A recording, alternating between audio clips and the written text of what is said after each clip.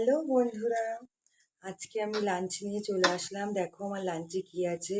অনেক দিন ধরেই তোমাদের সাথে কথা হয় না, গল্প হয় না, কিছুই হয় না। তা আজকে আমি লাঞ্চ নিয়ে আসলাম। অনেক দিন পরেই আমার ভালো লাগছিল না, কিছু কয়েকদিন ধরে খুবই সমস্যার মধ্যে দিয়ে যাচ্ছি। তোমরা এতদিনে বুঝতে পেরেছো বা জানো, মানে মন শরীর কোনোটাই ভালো নেই, দুদিক দিয়েই অসুস্থ আমি। তা আজকে ইচ্ছা হলো একটু যে সবার সঙ্গে কথা বলি, তাই জন্য আসলাম।